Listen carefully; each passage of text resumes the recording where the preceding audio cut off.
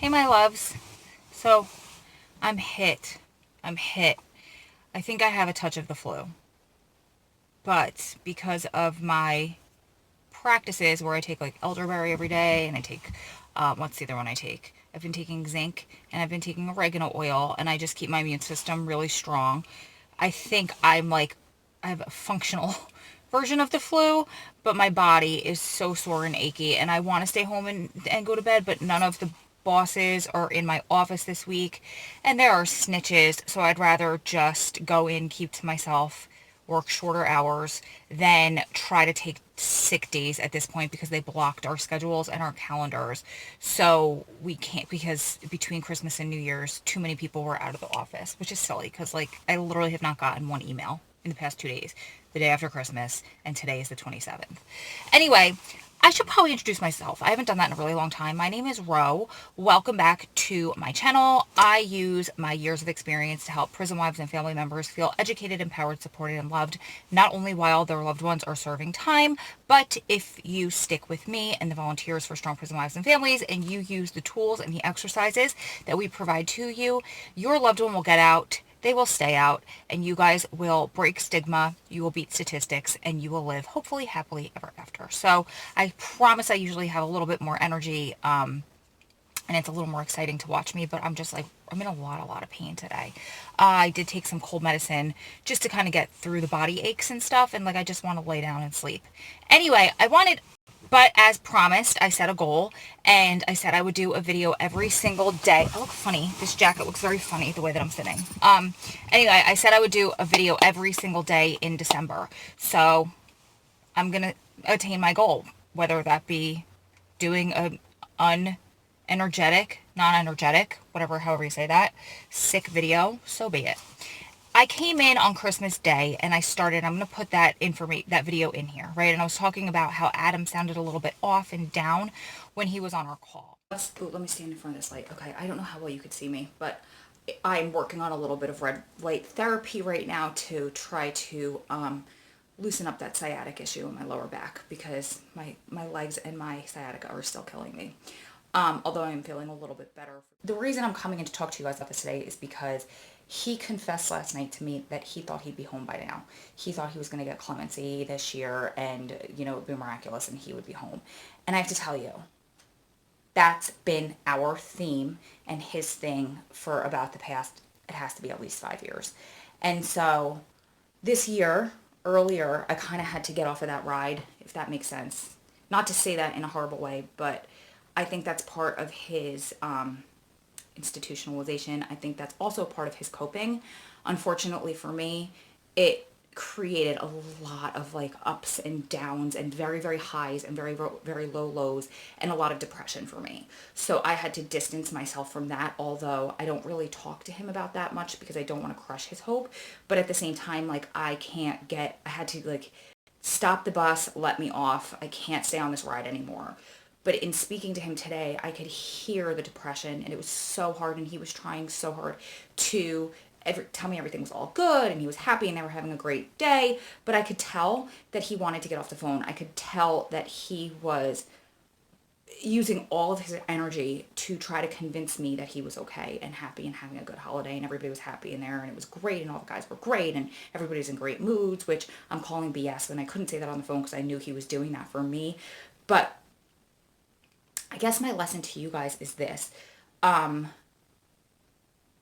don't know how to pass along this lesson because it's just a vlog maybe, because I'm many, many, many years down the road and I was on that ride, especially for you guys that are lifers and long-termers and doing appeals and applying for clemency and trying to get things overturned and dealing with the legal system and slow litigation and all of that stuff. It just takes a really long time. And as much as you want to hold on to hope, sometimes you have to keep it at arm's length and distance yourself from it. And so it took me a lot of years to get here. That's why I'm saying I don't know if maybe this is just more of an event or a vlog or, chronicling this for him that one day, hopefully he'll get out sooner than later and he'll be able to watch this back and, because I want to keep this real and honest and raw as well. But, I don't know if I could tell you not to get on that ride, and I don't know if I can tell you not to do that because it's something that I had to experience to get myself off of. But I just kind of wanted to chronicle it to touch whoever I need to touch, to speak to the heart of whoever needs to hear this, and also to get it out for me. That said, it is getting really hot under these lights. Let me move out of the way and show you what they look like. So you could just Google it, red light therapy. I said I felt like I was in a chicken coop. These literally are lights for a chicken coop. They work the same way.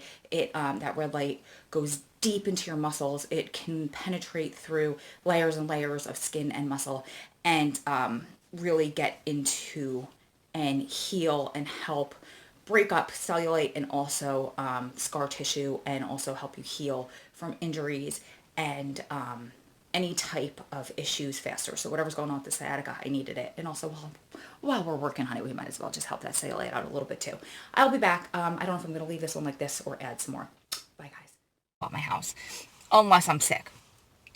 So I didn't get a chance to come in and finish that video, but I was thinking about it today and I wanted to pass along these thoughts. So if you guys that don't know what institutionalization is, that is when a person, it doesn't have to happen in prison, but it's very common to happen in prison.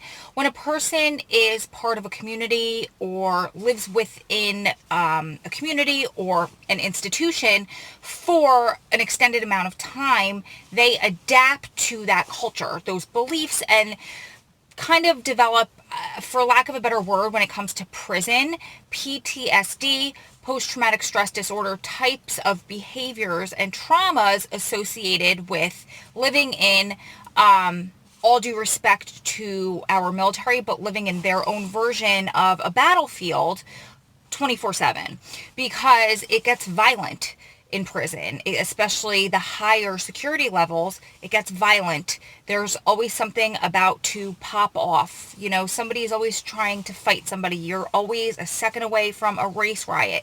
You're always a step away from somebody about to beat somebody on the yard. I'm thinking about, as I'm talking, Sean Hopwood's book where he was talking about, it's called Lawman.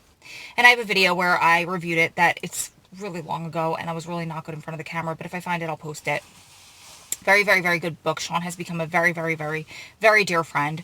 But when he was inside, one of his first days there, he was in the gym and a fight broke out, like literally right next to him while he was on the treadmill or whatever machine he was on at the point. And he was like, honestly, he goes, there was blood flying everywhere. The guy was beating the crap out of the other guy and everyone just kind of like went about their day and just kind of walked around them. And that's what happens in there. But you develop PTSD type of symptoms and you develop weird quirks from being inside in this confined environment, and you adapt to that culture. So whether our loved ones want to admit it or not, in my case, not, they are institutionalized. They become institutionalized, and the longer you're there, the worse it gets and the worse the quirks are. So I started that video the other day by saying that Adam was feeling really, really down, and he didn't want to tell me that, but I could tell. And he was like, you know, I swear I wasn't going to be here this year. Now, for you guys that don't know, if you're new here, Adam has a 213-year sentence, and it's an unfair sentence. Let me rewind. He deserved to do time. His charge was robbery, armed robbery. He got 8 years for the robberies, and then 5 extra years for the first gun charge, and then 25 years on top of 25 times 8 for the additional robberies where there was a gun that was not used on him.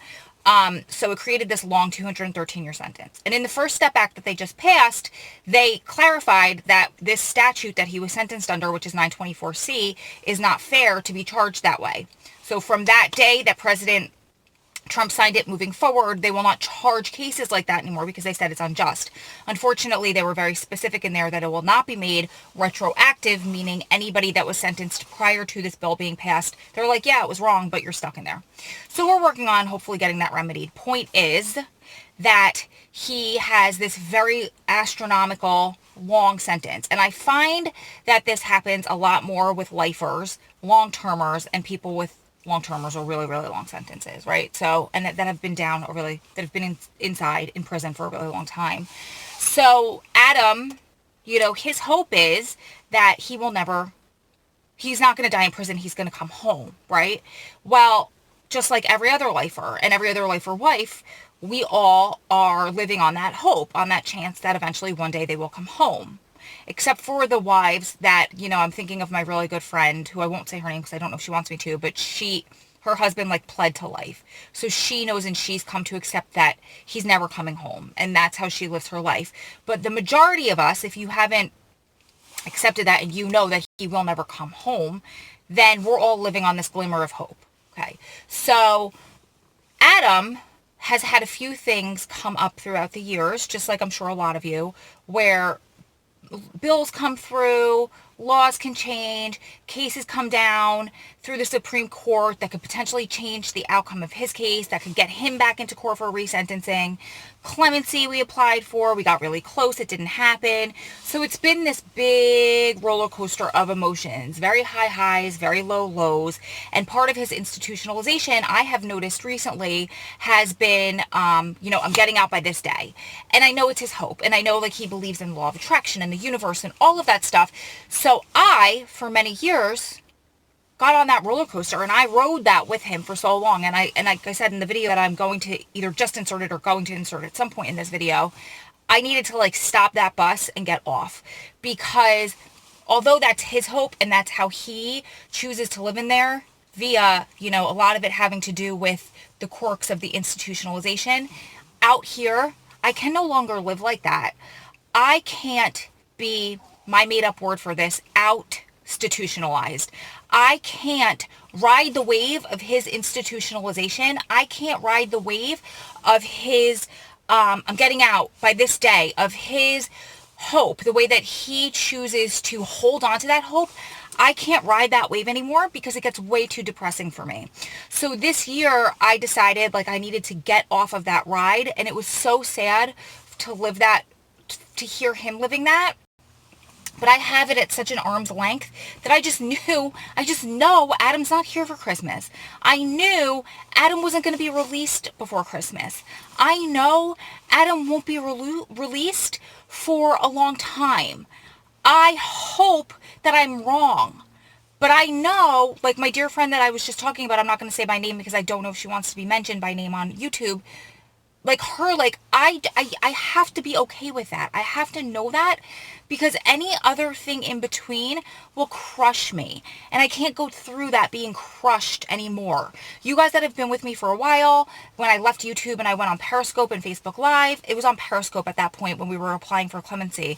I made a video every day. I made a video every time a clemency list was released, and then every time a denial list was released, and you guys cried with me and you went through the ups and the downs, and I felt like so freaking bipolar at the point because the highs were so high. He didn't get on the list. Yay, there's still hope. The lows were so low. Oh my God. Oh, I'm sorry. He didn't get on the denial list. I couldn't think of what I was trying to say. He couldn't get on the denial list. There's still hope. Then, like, the lows were so low, he didn't get on the approved list. We're running out of time. And it was these huge, emotional, just trauma and turmoil. And I know some people don't like the terminology trauma when used associated with prison wives, but I'm telling you, there were things that were really traumatic that I'm still scarred by, that I don't think I still have recovered from. And, like, prison wives who've had to watch their husbands get beat or have gotten beat while by the feds or by the cops that are raiding their husband's house, and these women didn't even have anything to do with it and they're getting arrested. That's traumatic. So I feel comfortable using the word traumatic associated with our lives. But if that doesn't resonate with you, and if you're like, come on, like save that for kids whose parents abuse them, then just don't get tripped up in the word. Just hear what I'm saying and use a different terminology. Regardless, I found it to be traumatic. So I had to get off of that ride. And what I'm trying to pass along to you guys in my long-winded way, because I don't feel well and I'm low energy, is I think it took a lot of time. It took, I think that there's a process as you go through prison wife life. And I know my friend Jo will allow me to use her name. And we were talking about this the other day. And, when we both first started getting into this, right, she's MWI, meaning that she met him while he was already inside. I rekindled my relationship while he was already inside. But I believe that even people who had their relationships before, he was incarcerated, we go through this phase in the beginning where it's kind of not a honeymoon phase because it's not fun, but you're learning how to live this life and, sending mail and letters and emails and chasing down the post office guy or woman. It's fun, and it's exciting to get another email, and it's exciting to go to visit, and it's exciting to hold on to these hopes, and it's exciting to sit in front of the computer like I've done before for 8 hours researching laws, and we're going to change this. I'm going to be the one to get you out. And then you kind of settle in. That could last a couple years, or it could last a decade, who knows.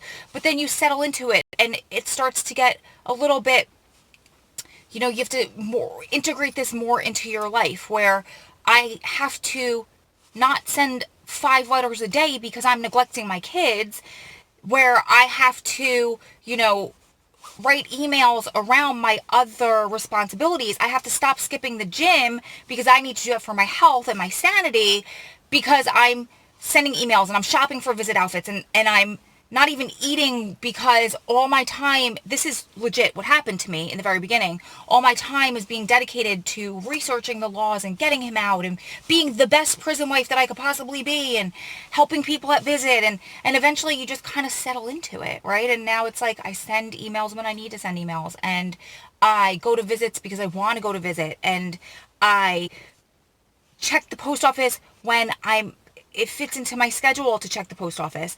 And last, I need to protect my energy and my sanity, and I needed to get off of that roller coaster of emotion of I will be out, or Adam will be out before the end of the year. 2018, that's it. He's going to be home. I'm going to set a plate for him at the dinner table. No, Adam is not going to be home for Christmas. And I had to tell myself that months ago when Adam was talking about how he was going to be home by the end of the year. And I don't mean this in any way disrespectfully towards Adam, because eventually, hopefully he will watch these videos one day and we'll talk through it. I can't live my life like that. Like when he's like, hey, check out the real estate apps. Tell me what properties are for sale, where we're going to move when I get out. I had to tell him, no, honey, I can't do that, because it is so depressing to me when you're having me do all of this stuff because a law looks like it's going to pass, or a bill looks like it's going to come through. We've been here. Or you think you're going to get clemency. We've been here. I've had pretty much ready to like fly across the country to go check out a house for us that I'm going to buy with money that I don't even have. And it didn't happen. So no. It sucks because I'm not preparing for it, but we'll cross that bridge when we come to it. And the reason I haven't had this conversation with him fully, I do preach open, honest, clear communication. I will also never crush his hope. That is what he needs to live inside there. I don't live in there. I don't know what it's like. I live out here, and I know what I have to do for me. Okay, and I know that I need to communicate certain things with him, but I will never crush his hope. So I do believe in open, honest, clear, concise communication, but to an extent and not to a fault where you're hurting him. So it's a very, very, very, very fine, like finer than the finest dental floss you can find, line that you have to walk and figure that out. And I think that's going to be different for everybody depending on the case, depending on the sentence. Like if he had 5 years, I'd be like, no, man, come on, stop. With this life sentence that we don't know if it's going to ever get overturned, I can't crush his hope like that, right? That said, though, I have to set my boundaries, and that is the message I wanted to pass along to you guys wherever you are and however you see this happening in your life. It's going to be different if he has like 24 months, right? But he might be asking you, send me this, send me that, look up this, look up that, I need you to print, he just asked me today, I need you to print up this 150-page bill and send it to me. Well, honey, my printer isn't hooked up, so you're going to have to wait until that's hooked up, and I don't have time right now, and when I go home, I'm resting, I'm not trying to hook up a printer, I think I have the flu. But it might be stuff like that where you have to say, listen, I love you. I'm not a secretary. I'm your wife. I will get to that when I get to that. I have to make sure I shop and I cook and the kids are fed and they're brought to their sports and brought home. And then when that fits in my schedule, I'll print that up for you. Or, I might have to tell them, listen, my printer's broken, so you're going to have to wait until I set it up, which isn't going to be for at least a few days because I don't feel well. Or maybe your mom, or maybe your cousin, or maybe your attorney can do that for you. So set those boundaries and vocalize them to them. Doesn't mean that I have to tell him, you're a little bit living in a fantasy world because you think you're going to be home before Christmas. And I don't mean that in any way disrespectful towards him. I hope that's not coming out the wrong way. But I need to tell him, and I need you guys to understand me. You need to tell your husband, like, I cannot do this right now, and this is why. I cannot do this for you because it depresses me, because you're not going to be home for another 10 years. I need you to weigh it out. Everything that Adam does and says is for our future and because he loves me. I know that. I know he's not asking me for things where he's trying to use and abuse me and see what he can milk out of me. So I don't want you to misconstrue that. But if that's your husband or your loved one, if they're asking you for a little bit of extra money, set those boundaries, ladies. So my boundaries for myself this holiday season, wrapping this back into Vlogmas, because we're still here, is that I had to get off of that ride. I had a couple of weeks where I was really emotional and I was mad at him. I actually had a visit where I sat there like this. I literally sat there like this. And if you ask him to make the face back, it's hysterical because I sat there like this.